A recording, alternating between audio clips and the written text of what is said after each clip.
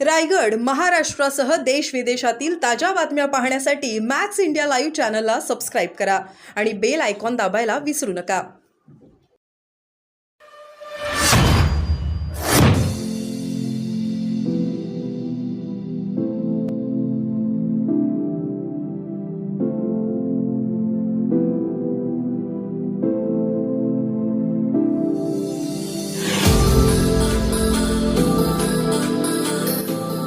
मुसलमान हूँ और मुझे इस बात का बिल्कुल गर्व है कि मैं इस देश में अगर रहता हूँ आज, जो चारों तरफ से हमले हमारे ऊपर हो रहे हैं, तो सिर्फ और सिर्फ बाबा साहब अम्बेडकर के बनाए हुए संविधान की वजह से हम आज सुरक्षित यहाँ पर हैं। और ये लोग इस संविधान को बदलना चाहते हैं। दुनिया का सबसे अच्छा संविधान, बदलने वाले की क्या एजुकेशन है पता नहीं, लेकिन जिन्होंने लिखा 32 डिग्रियों के मालिक, पढ़े लिखे, उसके संविधान में इंटरफेरेंस करने की बात ऐसा है कि आसमान पे थूकना है। और हम इस संविधान का बहुत सम्मान करते हैं और बाबा साहब के इस 68 महापरिनिर्वाण दिवस पर हम अपनी तरफ से इनको श्रद्धांजलि देने आए और बहुत दिल से दुआएं इनके लिए है कि ऐसा ग्रेट इंसान जिसने समाज के दबे कुचलों की ज़बरदस्त लड़ाई लड़ी, शायद दुनिया में ऐसा कोई इंसान नहीं होगा। आज इनके लिए 2-2, 3-3, 4-4 किलोमीटर की लाइन लगी हुई है सिर्फ श्रद्धांजलि देने के लिए। मैं समझता हूँ बहुत ही ज़बरदस्त किस्म के इंसान थे ये, और हम सब लोगों को गर्व है ऐसे लोगों पर कि ऐसे लोगों के बनाए हुए संविधान में हम लोग रहते हैं।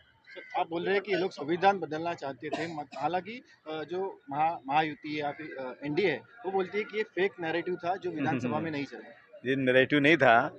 इनके जो उम्मीदवार थे उन्होंने ऐलान किया था कि अब की बार 400 पार कर दो तो हम संविधान बदल देंगे। ऐलान किया चिल्ला चिल्ला कर, समझा। अब दाल नहीं गली ना तो कह रहे ना कि बस क्या बोलते शर्माई बिल्ली, वो हालत है।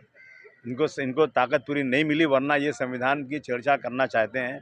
आज दलितों का रिजर्वेशन पूरा ख़त्म हो रहा है। डॉक्टर भीमराव अम्बेडकर साहब ने उनको रिजर्वेशन दिया जो समाज के दबे कुचले लोग हैं, जिनको इंसाफ नहीं मिल रहा है। लेकिन ये सारी फैक्ट्री इंडस्ट्रीज बेच करके इसमें कहाँ रिजर्वेशन बचा है। तो सबको जागना चाहिए। एक बार आज़ादी की लड़ाई लड़ी हम लोगों ने, एक बार इस देश के संविधान को बचाने की भी लड़ाई लड़नी पड़ेगी। और जो लोग इस देश के अंदर समाज के दबे कुचलों के साथ नाइंसाफ़ी कर रहे हैं, उनके खिलाफ भी लड़ाई लड़नी पड़ेगी। महायुति एक तरफ कहती है कि हम संविधान के मार्ग पर चलेंगे, तो क्या अब महाराष्ट्र को एक है तो सेफ है, बटेंगे तो कटेंगे, इस तरह के नारे की जरूरत है? अगरचे संविधान के मुताबिक चल रहे हैं, तो मैं समझता हूँ कि जब जजमेंट आया सुप्रीम कोर्ट का, उसने कहा कि मेजॉरिटी चाहती है कि बाबरी मस्जिद की जगह पर मंदिर बने। मेजॉरिटी चाहती है, संविधान नहीं चाहता। अगर मेजॉरिटी से फैसला होगा तो हम तो हमेशा माइनॉरिटी में रहेंगे, हमारे खिलाफ फैसला होगा। और ये 6 दिसंबर को बाबरी मस्जिद डिमोलिश क्यों की गई? जानबूझकर कि हम संविधान को नहीं मानते, इसलिए उस दिन इन्होंने डिमोलिश किया था। मैं समझता हूँ कि महायुति का जो है ना, मुंह में राम बगल में छुरी, बोलना कुछ है काम कुछ है। तो सर, महायुति का कल जो सरकार स्थापित हुई, शपथ विधि हुआ, उसमें एक भी विपक्ष का नेता नजर नहीं आया। कि आपको निमंत्रण दिया गया था और विपक्ष का एक भी नेता नजर नहीं आया, इस तरह से देखते हैं? नहीं, ऐसा है कि अब विपक्ष है ही कहाँ है, बहुत कम विपक्ष है। अब नहीं कोई क्यों नहीं गया, मैं तो था नहीं यहाँ पे, बाहर था मैं, इसलिए नहीं गया मैं। लेकिन अब वो चुन कर आए, उनको बधाई, मुबारकबाद उनको।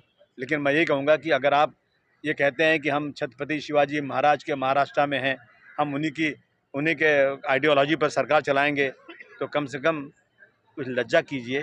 और छत्रपति शिवाजी महाराज के नाम को इस्तेमाल करते हैं तो उनके रास्ते पर चल के दिखाइए, तो मैं समझूँ कि हाँ। सर, मरकटवाड़ी जहाँ पर बैलेट पेपर पर चुनाव लेने की कोशिश की गई, वहाँ पर अब ऐलान किया गया है कि राहुल गांधी वहीं से जो है ईवीएम के खिलाफ लड़ाई लड़नी शुरू करने वाले हैं। क्या इसमें समाजवादी पार्टी या फिर अबू देखिए, ऐसा है ना, ऐसा है कि अब मैंने एक पाकिस्तान का वीडियो देखा अभी, एक कोई जिसने इलेक्शन का इंचार्ज था ऑफिसर, उसने कहा कि मुझे फांसी हो जाना चाहिए।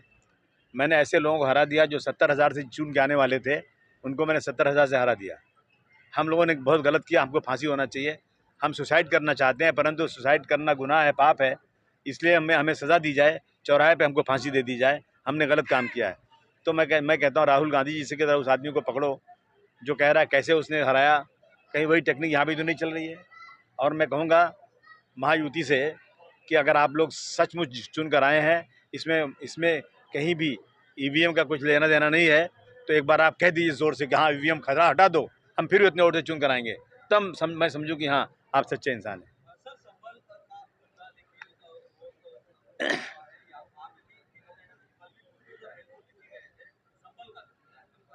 नहीं नहीं, देखिए ये बहुत गलत हो रहा है।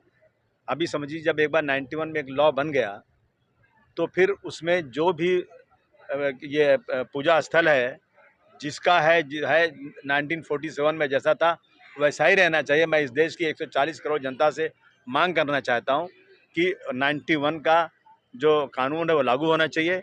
जिसकी मंदिर है, जिसकी मस्जिद है, जिसका गिरजाघर है, जिसका गुरुद्वारा है, जिस तरह था 1947 वैसे ही रहना चाहिए। इसमें कोई इंटरफेरेंस नहीं होना चाहिए। इनको लगता है महायुति को कि यही सब करने से चुनकर आ जाएंगे, पोलराइजेशन हो जाएगा, बटेंगे तो कटेंगे। कौन बटेगा भाई? हम तो कहते हैं जुड़ेंगे तो मजबूत होंगे, सेफ होंगे। तो इस तरह की बातें करके जनता में एक भ्रम पैदा करना, मैं समझता हूँ कि जो लोग भी धर्म को लाते हैं राजनीति में वो अच्छे आदमी नहीं होते।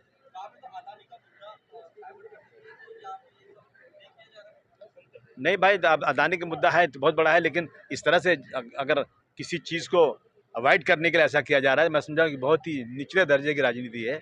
इस देश में रहने वाले हर व्यक्ति को अपने अपने पूजा स्थल पे रहना, उसमें इबादत करना, और ये देश धार्मिक देश है। हर आदमी को अपने धर्म से मोहब्बत है, उसके लिए मरने कटने को तैयार रहता है। तो सरकार ऐसा कोई काम नहीं करे कि रोज़ाना सिर्फ धर्म के नाम पर लोगों को बांटे। देश में भुखमरी है, देश कर्ज से डूबा जा रहा है, देश के अंदर लोगों का काम नहीं है। हर बच्चा पैदा होने वाला 2,60,000 का कर्जदार है। इस पर सोचो, इस पर बात करो तो मैं समझूँ कोई अच्छी बात हो रही है। मस्जिद का लाउड स्पीकर उतार देंगे, मस्जिद में घुस के मारेंगे, मस्जिद के नीचे हर जगह मस्जिद के नीचे मंदिर है। ऐसी चीज़ों से परहेज़ होना चाहिए। चलो।